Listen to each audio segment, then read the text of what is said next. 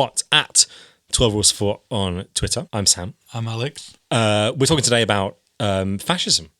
And more specifically, Neo-fascism. And whether or not that has kind of any kind of use as a designation, as a term that's been used kind of like a kind of an aerosol kind of sprayed across movements since the Second World War, but more commonly across movements from kind of 1980 or thereabouts.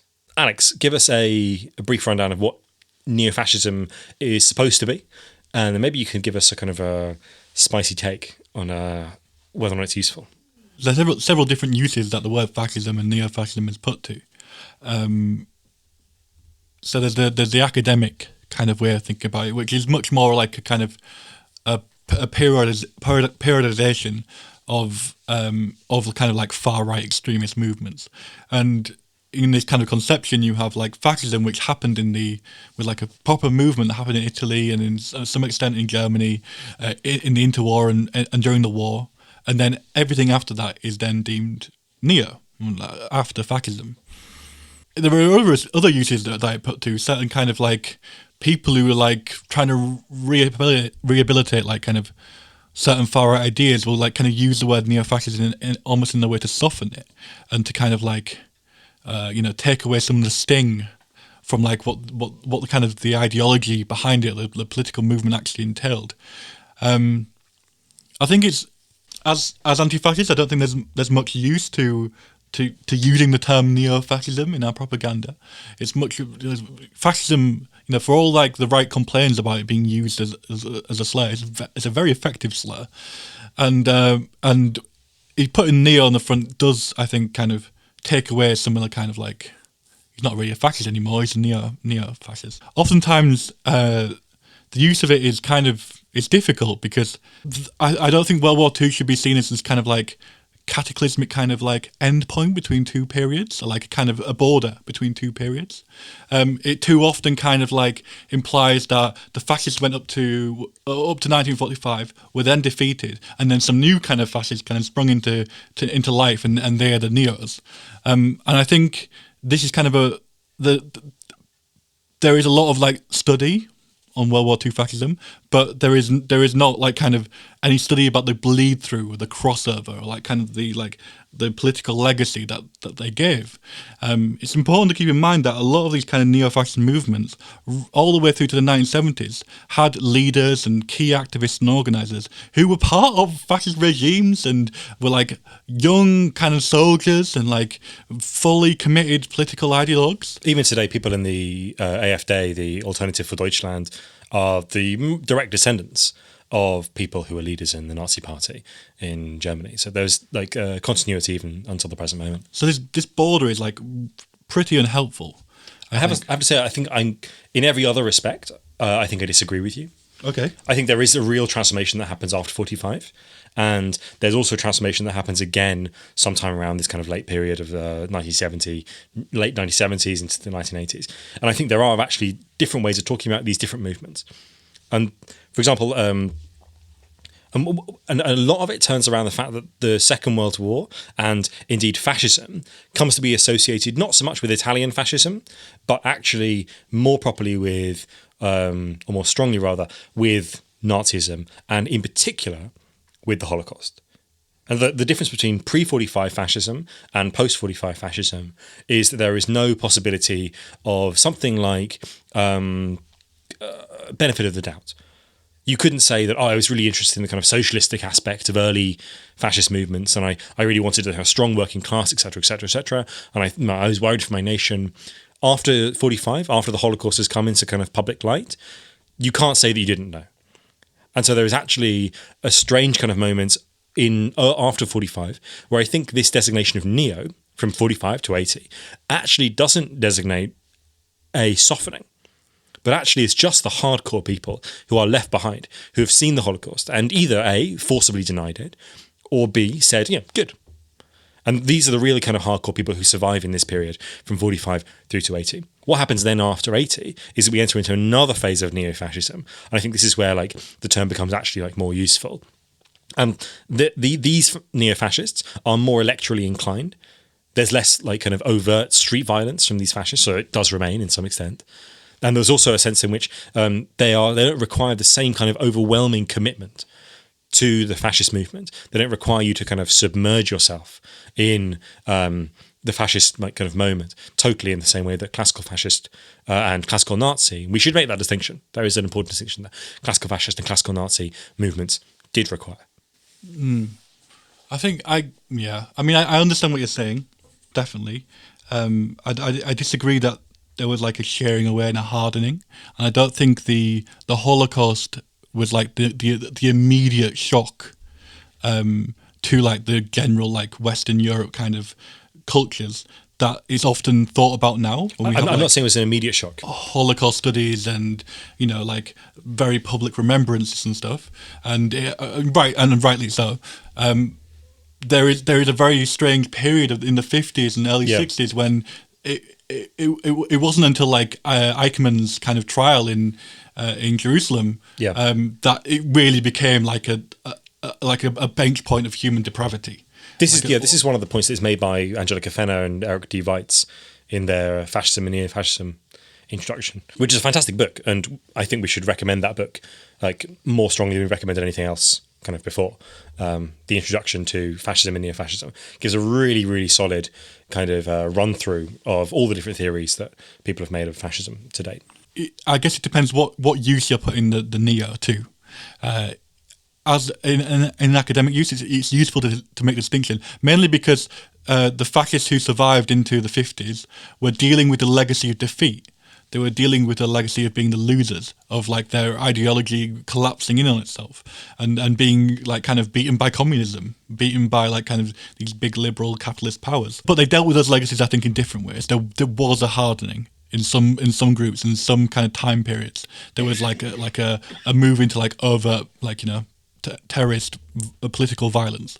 There was also a softening as well in some countries. So this kind of terrorist movement, for example, the Italian social movement, which during the 70s and the kind of autonomia period is very likely to have done, or I guess like we can say it's probably not going to be slander or libel, whichever one that is for being on the radio. I mean, it's a matter of history. It's a matter of history. They were involved in false flag operations carried out ostensibly by people from the autonomy movement, but actually directed by the Italian state and perpetrated by people from the far right and neo-fascist movements in Italy. To discredit the Communist Party of Italy, specifically. To discredit the autonomy movement, I thought, not to discredit the PCI. Oh, okay. I thought it was the PCI. But... It's entirely possible that one of us is wrong. In fact, it's necessary that one of us is wrong. Tell us on Twitter. It's interesting you kind of mentioned communism. And I think one of the kind of ways in which these two things are, the kind of the Holocaust are like appeared and then to some extent like disappeared in the far right's own thinking about history. That communism is a really important moment in that. So from 45, there's a kind of sudden shock. As you say, there is some degree of softening in some people, or there is outright flat denial. And then, as you also said in the trial of Eichmann in 61, I think in Jerusalem, there is it suddenly comes to the fore as not only a crime against humanity, but the crime against humanity, the kind of the absolute like maximum act of kind of industrialized depravity. And then sometime in the 80s, there is a sense that this whole kind of thing hasn't just kind of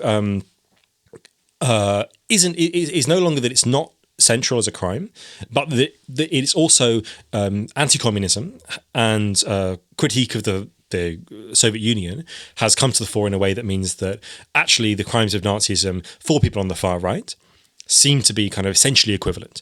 So Germany, for example, in the debate between Nolte and Habermas, comes on the far right somewhat to the conclusion that Germany has a history of violence that is not particularly special. It's extreme and it's to be regretted, but it's not to be kind of endlessly repeated and repeated and repeated. And therefore, some of the claims of the far right can be kind of reconsidered in this light because communism is just as bad, right? Because the far left is just as bad. And this relativism, I think, as you're saying, serves the centre of politics just as much as it serves the far right. It's rehabilitation. As soon as you start relativizing and the the Black Book of Communism, or whatever it's called, the Big Book of Communism. The Black Book of Communism. Black Book of Communism came about in the 90s, and it's no, I don't think it's much of a coincidence that coincided with like previous years of like historical, like a specific historical revisionist movement, which was to discredit, relativize, and outright deny that the Holocaust happened, or it happened on such a scale, or so many as Jews died, or it wasn't that bad really, because look at all the pogroms, and it's not a coincidence that these kind of things started happening together.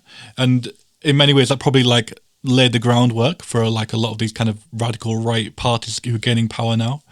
Like maybe fascism had to go through a kind of like detoxification, had to kind of burn through the old guard and get to like, you know, some new kind of a new generation. All the people who kind of like fled to Argentina, right? They're all mostly dead by this point. Yeah. And so there is a sense that like very literally we are kind of burning through an old guard, like kind of a scientific paradigm. Like you just have to wait for all the old scientists to die and then you kind of invent a new one. There's also this interesting thing of like certain far right ideologies kind of superseding fascism, or at least like kind of like accelerating ahead of them.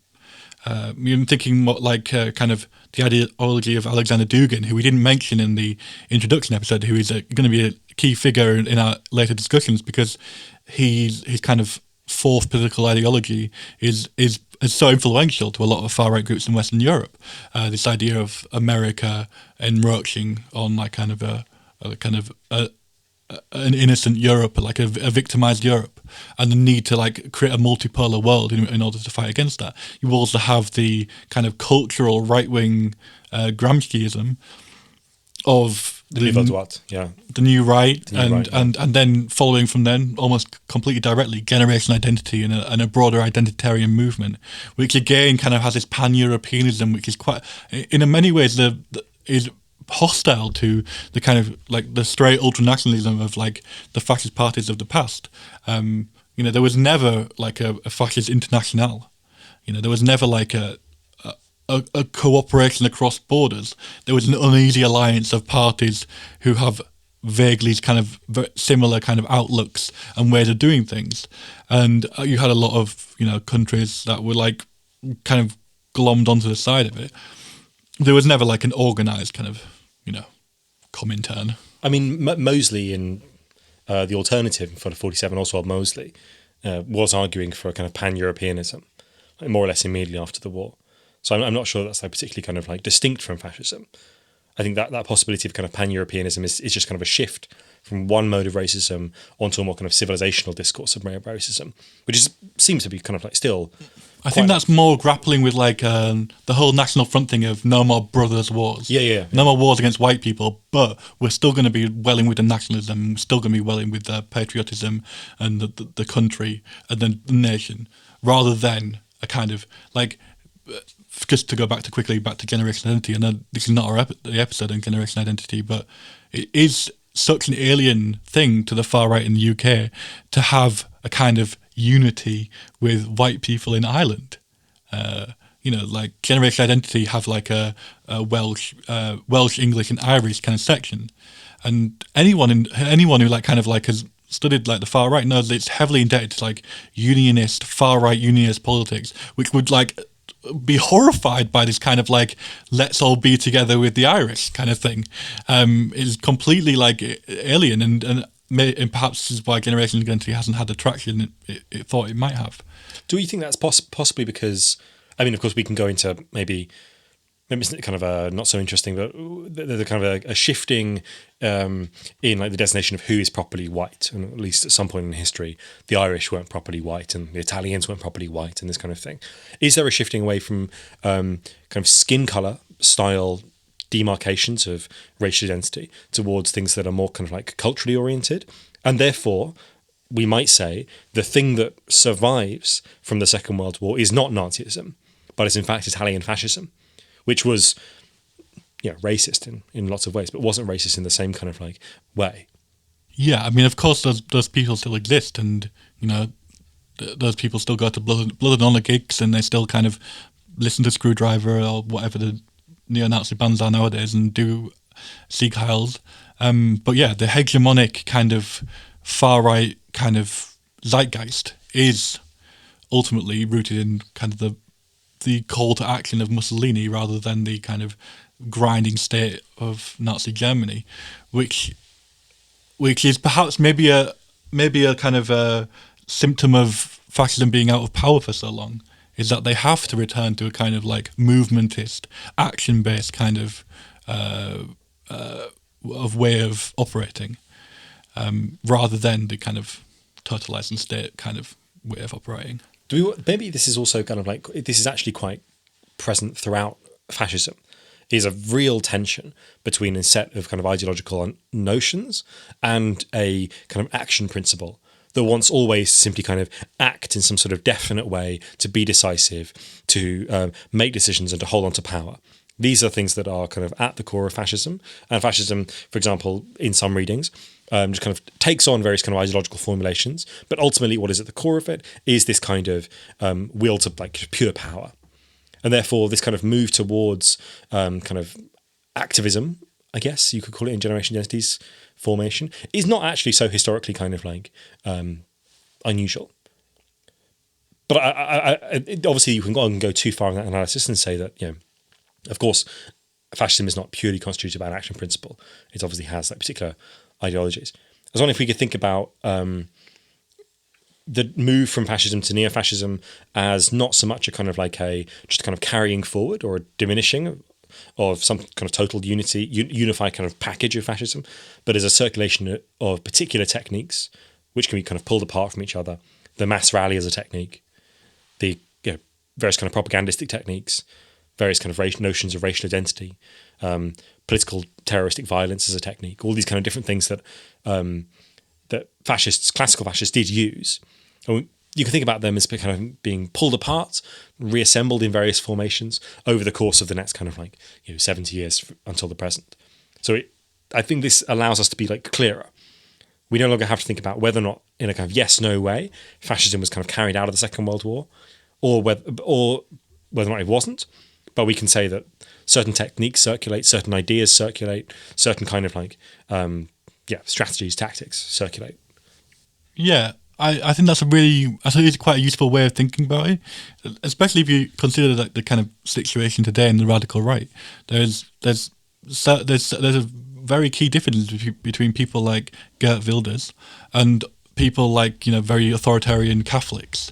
Geert Wilders is like a supposed supporter of gay rights, which is something that would be completely alien to other kind of like very Catholic far right groups and parties. And I think it's interesting because the shock of World War II necessarily forced the reassembling, and as the kind of the latter half of the 20th century developed, you see a much more deliberate kind of reassembling and a much more deliberate kind of re-putting together of techniques and ideas through like the new right and through other kind of like thinking through. So we've got Geert Wilders. Who else are we going to include in our kind of neo-fascist pantheon across Europe? Oh, what a horrifying prospect! Yeah, no, sure. But let's just kind of name some names. Are we including, for example, Matteo Salvini? Salvini in Italy. Salvini, the Front National, which is now called So one of the kind of main features of this podcast is that we can't pronounce anything. Let's go for a Rassemblement. I should have written this down. National Rally. Yes, fantastic, producer.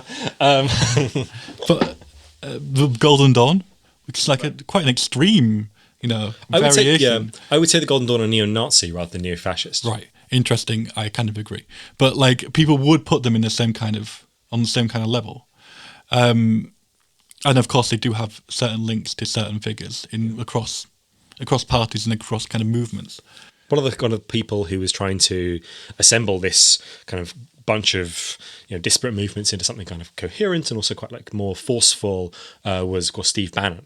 The Guardian did some reporting on this a while back about Steve Bannon's attempt to make the movement, which is a terrible title for a movement because it doesn't say which one, but the movement out of all of these parties, and included in that was Salvini and Giorgia Meloni. I think she's an Italian leader of the Brothers of Italy. There's Straccia, Freedom Party in Austria, Sebastian Kurz, in Austria, the youngest head of state in the world, Viktor Orban, Slovak Togetherness, which is a party in Slovakia, which, despite being actually prescribed by the state there, got 8% in the 2016 elections, write-in votes.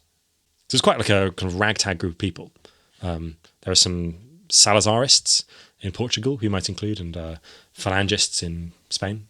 A lot of these groups seem to have like almost renounced like one of the core fascist kind of principles, which is the rejection of parliamentarism, or at least pushed it down very deep down inside and not letting it out anytime soon, in order to make and have made certain compromises in order to leverage their power. And there is a legitimate question about what ultimately what counts as fascist and how you define it, which I don't think we can do in this episode. But it is hanging over these parties. Like, I think we should still, like, if Salvini came to, London, we should oppose him. If Viktor Orban came to, we should oppose him. But, these are people who have kind of rejected the kind of, like, extra parliamentary route to power. Although, of course, fascists have always made their compromises with those in power, and compromises with the state and with government. So when anti-fascists talk about what does and doesn't count as fascist, what they're really talking about is who we should and shouldn't oppose, and that isn't like the core question to kind of any kind of anti-fascist activity. Who is worth opposing and who isn't worth opposing, and what we have been presented with is it's very easy to like pick out the the national actions and the Golden Dawn and the National Socialist movement in America. It's very easy to pick out these like Sieg-heiling, swastika-wearing people and say these people should be opposed. Everyone's like, yes, of course, they are clearly Nazis. It's much harder, and you have to make a much more forceful argument to oppose those which dress in suits, those which kind of present like a kind of civilized face, those who kind of suppress their, those who kind of like present their like vicious racism and Islamophobia within almost acceptable terms of the state. So, for example, it wasn't too long ago, 2014, when then Home Secretary Theresa May was telling migrants to go home on the side of a big van. You could quite easily imagine some kind of like imaginary UK fascist government to have done. Or the system of deportation, mass kind of flights. The same in Italy. Like, Salvini can get away with a lot because he's allowed to get away with it. He can keep people on sea. He can sink boats. He can talk about sinking boats and stuff without having to go the extra step of like organising like a kind of militant movement. And that's something that we need to think about. We need to grapple with. But this kind of this ability to form, and indeed this kind of enclosure within a mass movement by its participants, the sense in which people are not just kind of don't just kind of engage in fascist politics, but are consumed by it. This is one of the things that seems to have really like disintegrated this like possibility for like full-blooded participation. So do you not think that the distinction between the state doing things in a more or less kind of bureaucratic and managerial way and fascist movements doing things in a kind of way that like consumes their participants is really quite distinct? I mean, what's kind of interesting in, like, for example, generation identity activism, there were two actions they had. One, I think, was on the French-Swiss border or somewhere, in which they were trying to get people, maybe French-Italian border. They were trying to convince, they were running patrols, and they were sending back people who they thought shouldn't be crossing over from Italy into France, basically people who had come from North Africa. And they were sending these people back and saying, no, you can't come here. And of course, at some point, the state has to step in, either to say, fuck off, stop doing this, to generation identity, or to enforce its own laws. And what generation identity was trying to do was trying to lure the state into a situation where it'd be more embarrassing for it to not harshly enforce its own laws. And so there's not necessarily, as you were saying, like, it's not necessarily that the tactics are the same, but the two things, or that the consequences are the same for people if fascists or the state do it, but that the two things are actually much more closely aligned than they have been for, I think, probably quite a while. But that's my sense of it. That's an interesting point, and I think it's completely right as well. Like there is you can make a very clear distinction between fascism as a movement and fascism as a government, and there's different strands that are going on there, and they're at the moment they're extremely close together. Even for example, take Italy again. Salvini is in power, and yet there is also a quite racist, quite explicit fascist street movement in Italy as well, which is in kind of in the form of Casa Pound and other kind of the Brothers of Italy, which is their kind of like militant base, which is what they kind of Salvini kind of frothed up on. It's this kind of like fervent like kind of activism. And those two things have got have gotten a much closer relationship. And in the UK, that you can see this particularly in the kind of transformation of UKIP from like a kind of quite elite party of like all kinds of different political persuasions, liberal through to like quite far right, under Farage from the mid 90s through to today, which is under Jerry Batten, which is like kind of shared a lot of like the kind of respectable kind of organisers in favour of like kind of militant kind of young the YouTube generation, the viral generation, who have kind of flooded into the party and swelled its ranks, doubled its membership, maybe tripled, and we can see these kind of transformations happening across Europe. And whether UKIP will have the same traction that it once had, once Brexit has finally died, one way or the other. You can quite conceivably see that UKIP are either going both ways. Brexit happens tomorrow, they've got little to go on. If a kind of like hodgepodge Brexit happens, then they've got kind of hook. If no Brexit happens, they'll probably get huge again. That's all for this episode. Thanks for listening. We'll be back next time to talk about generation identity and William Fay, his book Why We Fight, which is a kind of a textbook for the far right, or kind of a resurgent far right in Europe. We have a Twitter, as mentioned before, at 12 Rules for What, and you can also support us on Patreon, where we are also called 12 Rules for What. All that money will go towards just basic expenses of the show, getting guests, travel expenses, that kind of things. Also, like followers on like iTunes and SoundCloud. Yes, or review us on iTunes. All People good say podcast that. apps. All good podcast apps. We're on them all. I don't know how that works, but we are definitely on all of them. Okay. See you next time.